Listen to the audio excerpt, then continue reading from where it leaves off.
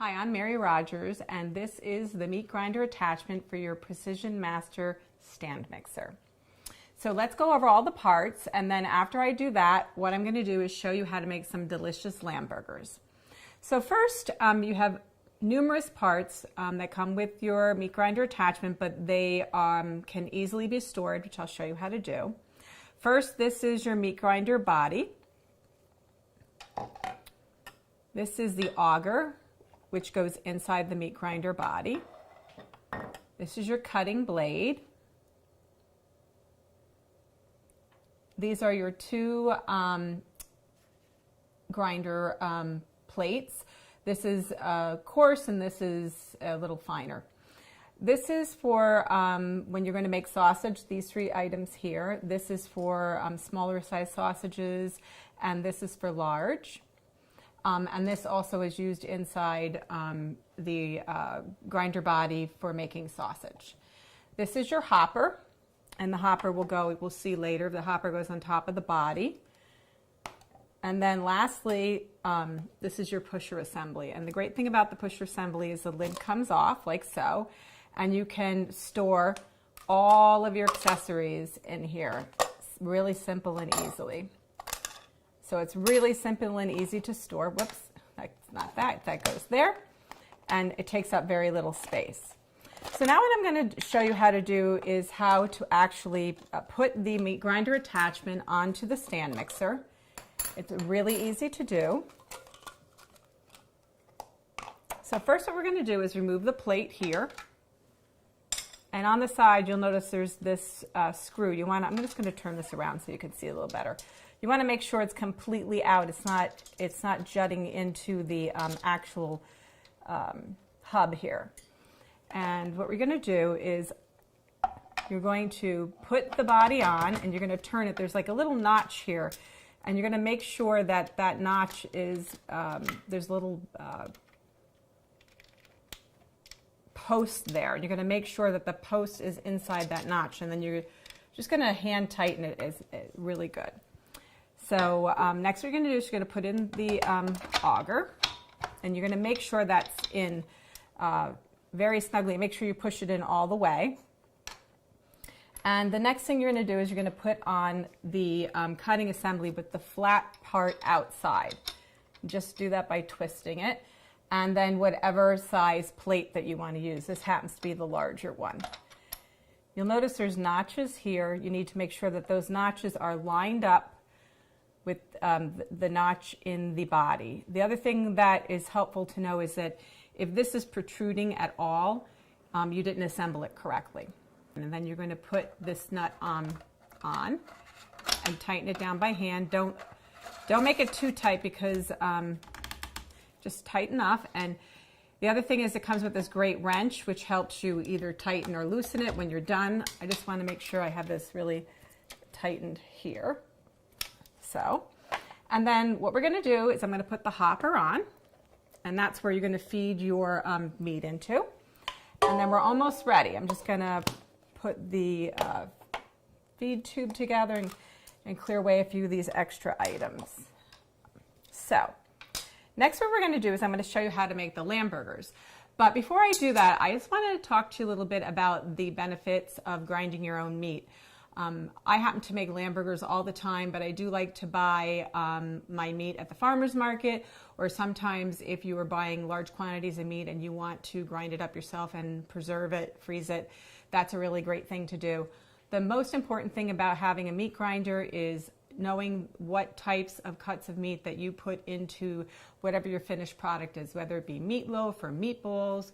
You can do everything from chicken, turkey, lamb, beef, whatever you choose. So when you're making some of these types of food like meatloaf or meatballs, you can grind your own meat, and then you can also use a stand mixer to mix it together afterwards and add all your ingredients.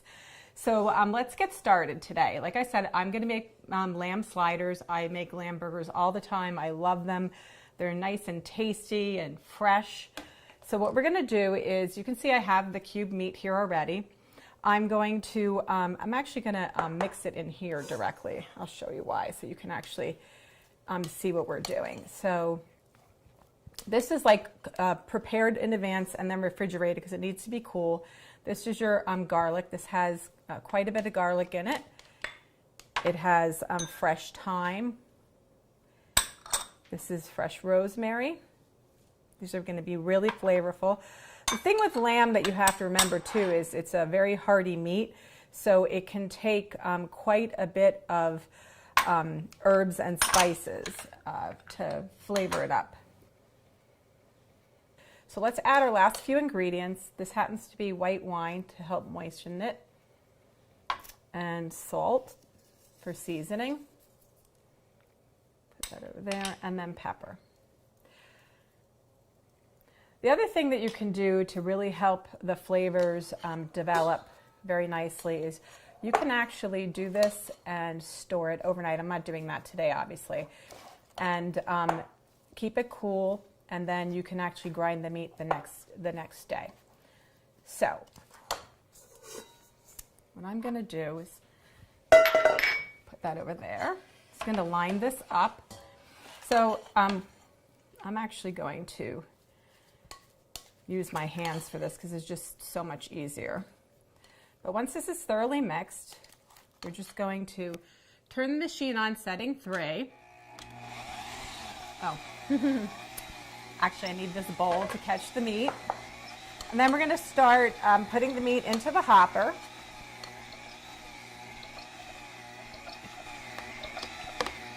And then what I'm going to do is start pushing it down so it's going to come out the front. Get a few more pieces in there.